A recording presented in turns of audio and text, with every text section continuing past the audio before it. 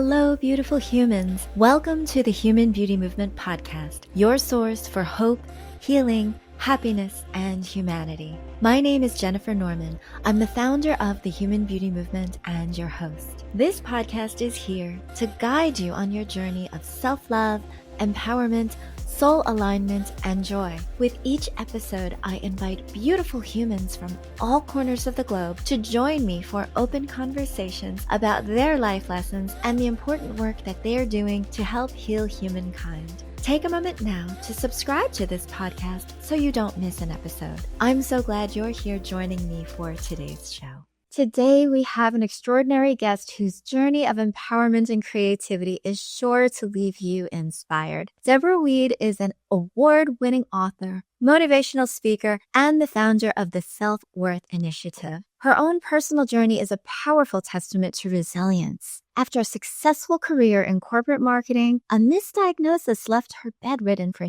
3 years, causing her self-worth to plummet. But a revelation about a unique penny became her turning point, teaching her that even what seems worthless can hold immense value. Deborah went on to write a number of books, including The Luckiest Penny, If Only, and Paisley's Last Quill. Her latest project, Paisley The Musical, is a Broadway-style production in the works all about hope, dreams, and reclaiming your power. So if you are ready to tap into your inner strength, embrace your creativity, and transform your life, then get ready. It's time to rewrite your story with Deborah Weed. Welcome to the show, Deborah. Thank you, Jennifer. I'm so excited to be here. Wow, you have a really fascinating story. I don't know too many people that have gone through what you've gone through. First being in the corporate world and having a career in entertainment and in marketing. And now you're an artist, you're an author. You have to tell us all about that shift and what you learned from the transition. Wow. That is huge in itself. Yes. Well, I can say that when I was younger, much younger, I was told that I was too sensitive. And I'm sure there's so many people out there. I'm sure your listeners, some of them are empaths and are told the same thing. So as I grew up, I'm like, I'll show you. I'll just rise up and be the biggest and the best. And you know what? I was and I did. I worked on a $26 million pavilion with Disney and Universal Consultants in Daejeon, Korea for Kia Motors. And I was the director of development for Citibank, 19 branches. But you know what, Jennifer? When I was there, I never smiled. When I was in corporate, I had the look, I had the vibe, and I had the attitude. But what was missing was my heart. Yeah, you put on that armor. I put on armor right away. And I think that the universe had a different plan for me, kind of saying, you were born to be a creative. And yet here you are in a very formal and structured environment where, in essence, you're dying inside. So we're going to have to conspire and do something a little drastic. Although I don't wish it was this drastic. This is what my experience was. Is I was misdiagnosed. And at the time, the pain that I was feeling, I couldn't get out of bed. Literally, I could not get out of bed. The pain was like withering and it was extreme. And I went from doctor to doctor, and one doctor would say, you have MS. And then the next doctor said, you have Lou Gehrig's, but maybe we won't know it for a while. And then the next doctor said, it's probably all in your head. What this does to somebody who's career-oriented and driven, has gotten to the heights of their career, is it makes you question your own sanity, integrity, because my family, who had been so supportive in the past, they were like, well, if every doctor is saying something different, then what's really happening? Yeah. And so for 3 years, I was like in bed, losing myself, not knowing what to do. And for any of your listeners who are out there right now who have that kind of suffering where they're just not sure and they're being told different things from doctors, my first thing is please believe in yourself. Know that you are worthy and know that there are answers out there. So anyways, what it turned out to be was that I had a tumor the size of a grapefruit, but it was a fibroid tumor behind my uterus, and I had been hemorrhaging every day But the doctors had said, well, it's probably heavy menstruation and you're going to be fine, until a doctor figured out that my iron was between a 3 and a 6, depending on when he checked it. And he said, Deborah, you should have been dead. Now, during this time of not having a career, being bedridden, feeling pretty darn worthless, I heard about a 1943 pure copper penny that could be worth $1 million. And what really got to me was that penny was made by mistake. It was rare and special because it was made by mistake. And it got me thinking, well, if a penny, something that people won't even stop to pick up, if that can be worth $1 million, then what am I worth? So during this time of feeling abandoned by my family because they didn't know what to think, and feeling like my career was gone, I started to use my creativity to develop a book and a musical for kids based on The Luckiest Penny. And when the doctor did find out what had transpired and I had a hysterectomy and then came back to life, I was able to take this and become the founder of the Self-Worth Initiative, because what I learned, and I think so many people don't know, is there's a difference between self-esteem and self-worth.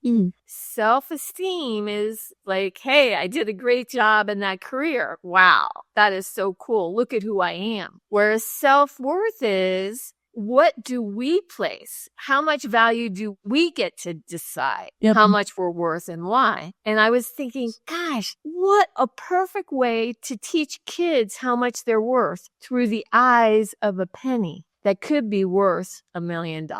So that was the beginning of my journey. Amazing. Deborah, thank you so much for sharing that story. And it is a great valuable lesson to all of us that it is our uniqueness, and how much rarer are we than a penny. There's so much more uniqueness and so much more value that we have. And a lot of people do get confused between self-esteem and self-worth. I even get confused between them. And I think a lot of people use them synonymously. But yeah, you were saying some of your work that when you have self-worth and you feel like the richest person on earth. Yeah, it's a big, gigantic difference. And it's something that I learned the hard way. And I really want to share with people. You get to determine how much you're worth and want, and own it. And to all of my dear empaths out there, I know that I've had several conversations about sensitivity and being an empath and being a people pleaser and taking on the energy of so many others. A lot of times, especially women, we tend to take on all of this and we are criticized. Oh, don't be so sensitive. You're being too dramatic. Oh, just brush it off. And sometimes it's not so easy, but when you're trying to get to a certain place in a career, we armor up, just like Brene Brown says. We put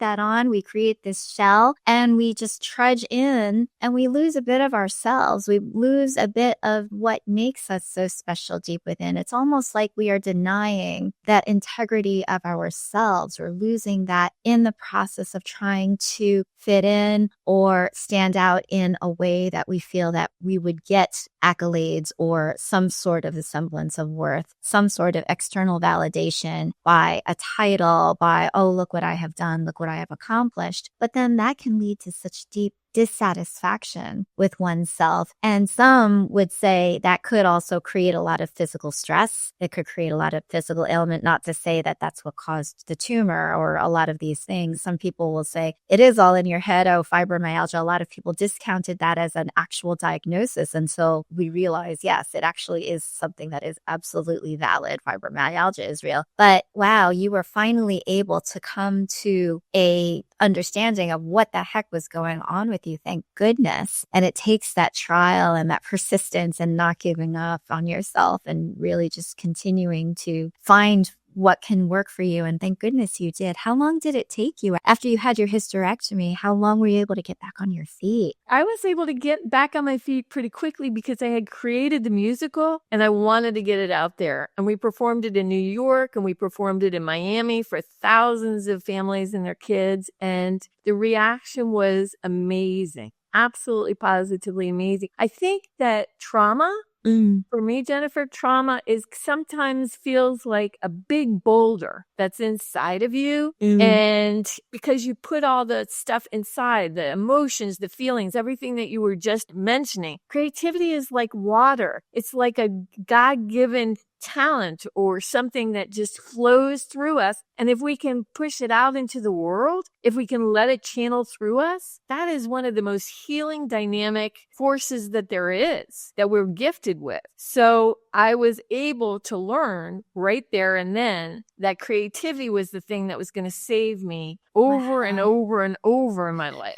I can't help but think about this metaphor of the fact that you had this blockage, this tumor that was right there in your womb space. It's that space of creativity. And it was almost as if your body was communicating what was happening on the outside of you. Like you were going into this corporate dynamic that really perhaps wasn't you, and it was creating that blockage potentially to your creativity. And then once that was released, or once you were able to battle it and overcome that, it's almost like, wow, you were free, you were set free. It's really very powerful in terms of the way that I'm like thinking about it metaphorically and chakra wise. It's actually profound. I had never really even thought of that. Here I am claiming that it's like this big rock, and then you exactly. And it's like a tumor when you were saying it's like this big boulder inside of you. And I was like, yeah, right in your womb space where it's the center of your creativity. Yeah, I would think that that might be correlated somehow.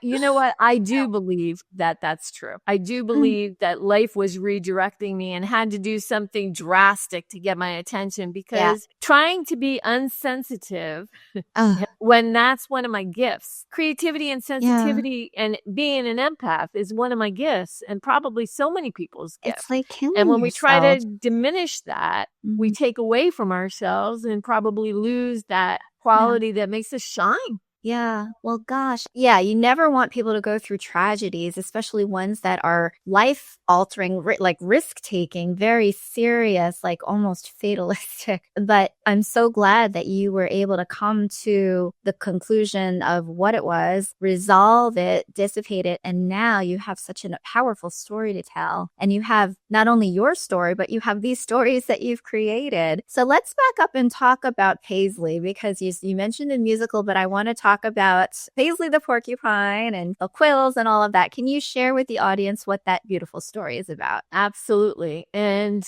I hate to say this, Jennifer, but I got into another health situation. It seems like a health situation always precedes the creative, whatever it might be. But when I went through this next one, what I realized more than anything is that when we give our power away, I've come to believe it's not because of fear. I know so many people say it is, but for me, it's not because of fear, but it's because we've given away our power, quill by quill. And for my next story, I needed a metaphor, something where we really feel what giving away our protection would be. And the very perfect metaphor for that was a porcupine for me. So I decided to write this book about a little porcupine who dreams of being a fashion designer. That's what she wants more than anything in the world. But in the animal fashion world, porcupines must give away their quill, not use them as protection, but give them away as almost like pins. So they're kind of like a little walking, talking pin cushion. So she goes into the world of Savannah, who only cares about how her models look, what the outfits, the couture is like Met Gala couture, but she only cares about how they look. And Paisley is kind of a porcupine pleaser. She wants to make sure that all the top models feel good. And so she keeps on taking her quills to help them feel good about what they're wearing. And because of circumstances in the storyline, she gives away all of her quills but one. And it's what she's able to do with the last quill that makes the difference.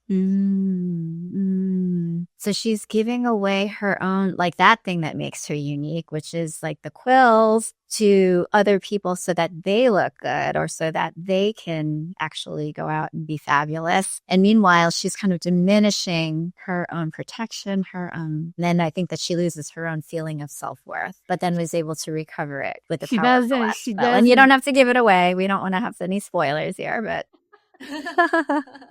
But Paisley's Last Quill is a book. It's a beautifully illustrated book that you can buy on Amazon, and I'll be sure to put the link in the show notes so that everybody can take a look at that as well. Thank you. And because I love that book, the little girls, the mothers and the little girls who got the book, they loved it so much that some of the little girls would sleep with it. And I just realized, I don't know about you, Jennifer, but for me, when I saw Wicked for the first time, oh my God, my heart opened up because there's something about music. There's something that's so grand about all this eye candy and going on a journey. And when you sing the songs over and over again, you're subconsciously telling yourself. Sometimes it's tremendously powerful. So after COVID, and I wasn't able to do some of the live shows like I wanted to, I decided I'm going for my big over-the-top dream of creating a musical to the scale of Wicked with the music and the drama and take people on an experiential journey of the Paisley, giving away her power when her momette is like, need your quills to protect yourself. So we're going to follow her on this journey as she gives away pieces of herself, only to realize after the first act that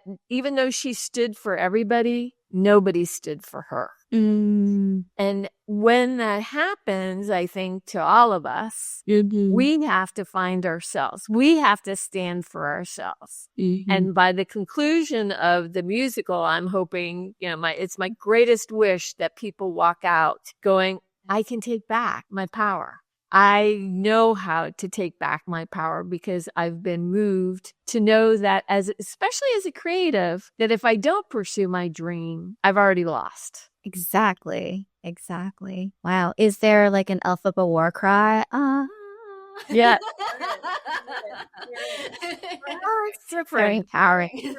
Yes, absolutely. But, at the end of Act 1, she's definitely got that whole vibe going on of how much she gave away to make sure that all the animal models really felt comfortable. Like Tiara is a tigress. She's a white tiger, but she wears a gold flinch and gold glowworm gown. And it's like spectacular. It's huge, but she's not able to roar. She's not able to go free. And so it's like instances like that where Paisley will try to redo the outfit to suit the model, but that's not Zavana's plan. So Zavana, of course, goes nuts on her every time. And there's a elephant by the name of Ikru, who is a plus size model with a plus size heart.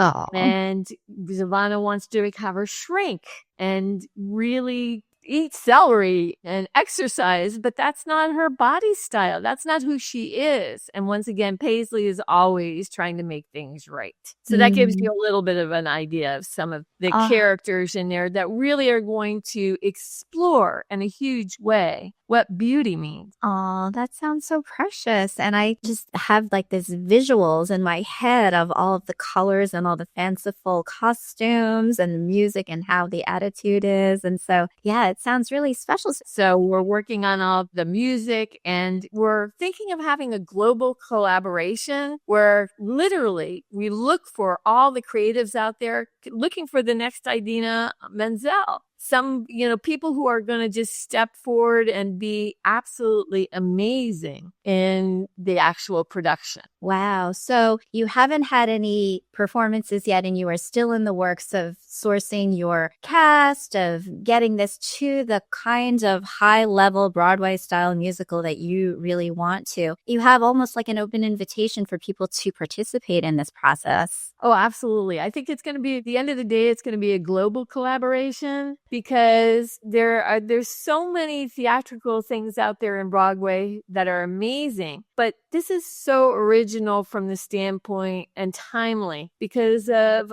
all the people that feel powerless. And those people who just love the magic of Wicked and The Lion King and just how it really takes us on a journey. It's in that genre of magical realism. Okay, so everybody who's listening, we're going to put the link to the website where you can learn a little bit more about the musical and what it's all about. And if you would like to get involved, there actually is a way that you can submit and be involved. It's almost like a crowdfunding sort of a thing, because we would love to be able to see something like this as gorgeous come to life. And you can kind of be an owner within the magic of making it happen and helping this production actually soar and inspire a whole new generation of young women who really deserve to have these kinds of great stories told. We like to be able to tell the stories about how your uniqueness really makes you shine, how you can really empower yourself with all that you are and be true to yourself, just as Deborah recognized that not being true to herself was a recipe for not being well. And we want everybody to be their best, healthiest, most abundant, most thriving human beings possible while we have the opportunity to here on this planet, no matter what your skills are, no matter what your preferences and your passions are. It's just so important that we need you. We need this diversity. We need all of you to be your best selves and to really shine and come forth. So with that, Deborah, I know that you also now do coaching, you do motivational speaking, and you've been using a lot of these messages as lessons within your story and all that you've been telling other people and inspiring other people, especially these women who are juggling stress from balancing careers, family, self-care. How do you help women in business avoid burnout and reconnect with their own self-worth so that they are thriving in both their professional and personal lives? Well, I think the most important thing is, number one, be authentic. My dad once told me that whatever you did as a child, like go back to when you were a little girl or a little boy, what did you do naturally? Who were you? Find out who that is, because that is the essence of you. And sometimes we're trying to prove to the world who we are by taking on something that doesn't align with our soul. And just as you've shared, it makes such a big difference if you can actually follow your dream and do what you were born to do. And just like you shared with me, which I had never seen, which is very interesting, about the tumor in me maybe being that boulder that was really stopping me. If you have something that's happening within your body or within your psyche, take a look at it. Give yourself a chance to go there. Don't ignore it. Realize that maybe a door closing is another opportunity. Possibly it's not the right fit. Yeah, absolutely. There's a beautiful line from Gary Zukav, who wrote the very powerful Seed of Soul. And he said, when your personality aligns with your purpose, that is where you will find true fulfillment. And that really is. It speaks to authenticity and it speaks to what your calling is. And it doesn't necessarily speak to your vocation, because it can be probably seen in different ways. It's not like if you liked to dance when you were a child, then you're going to be like, it doesn't have to be as linear as that. But there's something about maybe moving and a physicality or something that can be expressed as you go along that you keep with you. But can you imagine if you really love to move and you had to sit at a desk all day? I'm sure a lot of you are like that. I'm probably speaking to a whole lot of people who are sitting at desks right now who are like, man, I used to run around like crazy. And then in school, they make you sit and I just felt boxed in. And so it's kind of like we force fit ourselves in these environments, which are unnatural. And hopefully we're able to chip away at that and recognize, people learn differently, people evolve differently. How can we keep and maintain that authenticity, that beautiful gold, that precious penny that is within you, and turn it into $1 million, when you grow up, and really make it flourish and shine? And a lot of times we look at me like, oh my gosh, that kid was so annoying. He was so crazy. It was we say all these derogatory things, and then they grow up and they're like these magnificent artists, or they're the ones that are just selling out concert halls. And it's because, they've been able to avoid the noise of other people's opinions and judgments and really just follow what felt true to them. Kudos to them, because I wasn't one of those. I definitely learned the hard way, just like Deborah did, and came to it through my own sense of crucibles and learning. But that's part of life too, is learning what you don't want and learning what doesn't fit. And and trying a lot of things on and failing fast, hopefully. I like that. As you were talking, I think another thing that, is central to me and something that I've discovered, and I wonder what you think about this actually.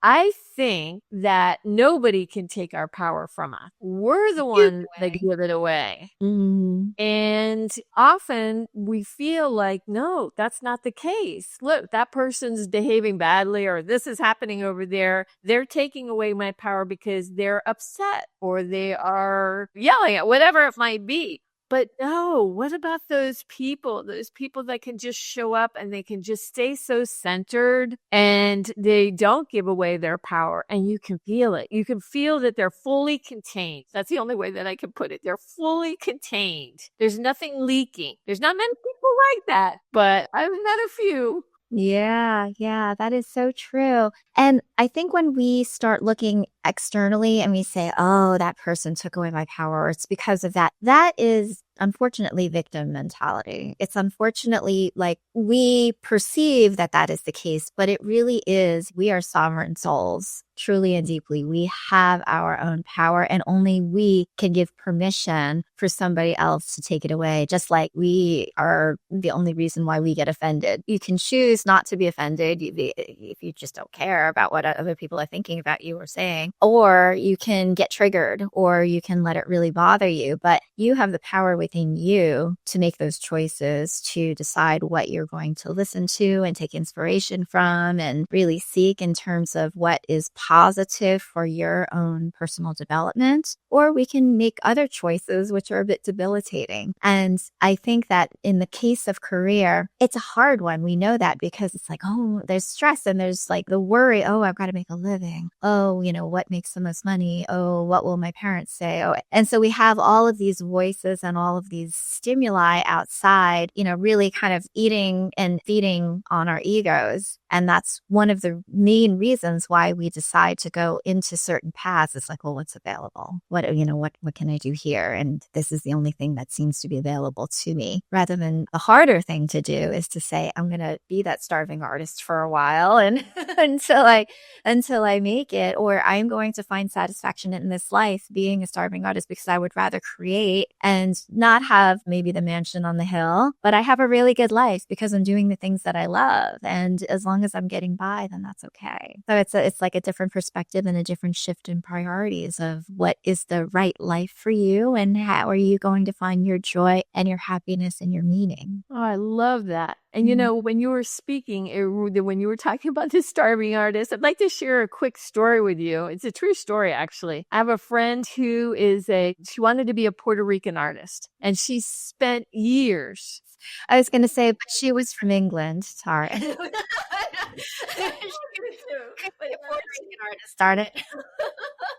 Set her back right away. Moved from Puerto Rico, but she made these beautiful, beautiful paintings, and she wanted to be the top in her field. So she spent years painting these paintings that were absolutely amazing, and she wanted to have this show. And she put out all these flyers. She put out all this stuff. And when she had her show, nobody showed up. Just me. And at first she was like totally devastated, and she looked to me and I'm like, please give me something to say because I feel the devastation. I understand fully. And so I said to her, I think you had to show God that you were serious about this. And so you had the best audience in the world. And for whatever reason it landed. I might have not said it quite that way. Maybe I said it, with a little bit more heart, but it did land. And she went on to become one of the top artists of her field, even though at that point, not one person showed. So sometimes, and I've found this over and over again, that sometimes we get out there, especially as creatives, and we look around and we feel as if there's no audience, but there is. There is all of the guardian angels and all of your spirit guides. Everybody is there just saying, do you really want this? Yeah. Is this really what you want? And then when you take that next step, miracles can happen. Yeah, it's a bit of a test. Jay Shetty talks about that in Think Like a Monk, like the first time that he actually hosted a workshop, nobody showed up. I mean, it's almost like that trial and tribulation when you're first starting to say, okay, well, how much do you really want this? And can you make the best of it? Maybe this is a learning experience in perseverance and resilience and practicing, maybe setting everything up as she did for her exhibit. Maybe that was practice for her to say, how do I want this? Nothing is ever wasted. No energy is ever wasted. And so if that happens to you, it's like, okay, can you take some photos? Is there somebody like a Deborah who comes and you can interview that person and say, oh my God, what an amazing exhibit, get a testimonial out of it, that do something with it that builds you up and just continues to get you stepping stone after stepping stone up to that next rung. And then look, she's a beautifully well-recognized Puerto Rican artist happens to be, or an artist who happens to be Puerto Rican. Right. She's one of the tops in her field. And it was just like to watch that is like absolutely like what you were saying. It's magnificent. Just keep on going. Because in the end, we're really the show, aren't we? I mean, our life is a production.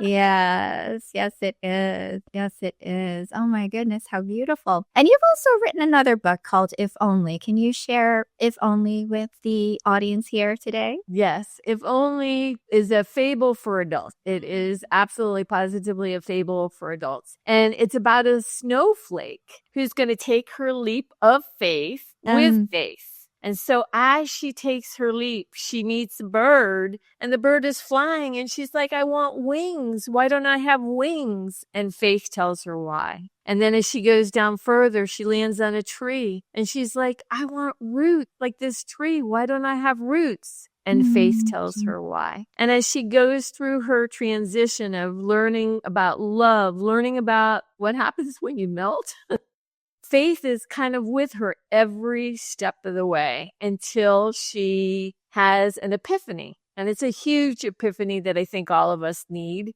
especially right now. And Anita Morajani was one of the people who gave me a beautiful testimonial for it. I'm ever grateful for that. And I do think that it's a pretty profound, simple picture book that's a fable for adults. To give us hope, to give us faith.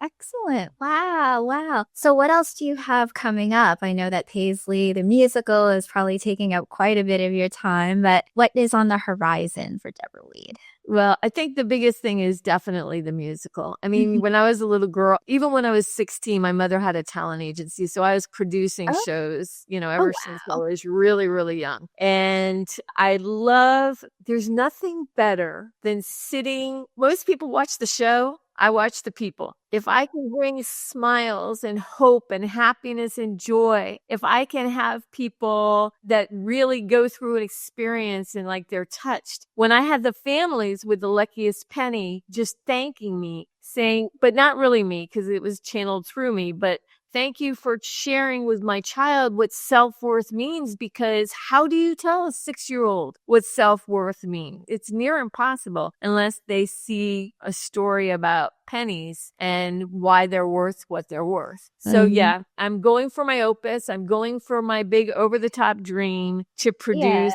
a musical to the scale of Wicked. Well, you're speaking it out into the universe. And I appreciate very much that you said that this was channeled through you. I think a lot of the people who are a bit more enlightened recognize that this comes from someplace else, someplace that's really just really speaking through your experiences and bringing that through you as a vessel for that message. And what a perfect message that is, and what a perfect vessel it is to have it delivered through. So, Deborah, thank you so very much. Again, I'm going to put all of your information in the show notes so that everybody has it, can go and take a look at your beautiful books, take a look at how they can get involved in the musical. I highly encourage it. Paisley the Musical. I'm cheering it on for sure. Thank you so much. Yeah, thank you so much for coming on to the Human Beauty Movement today. You are such a beautiful human. Oh, thank you, Jennifer. I so appreciate it.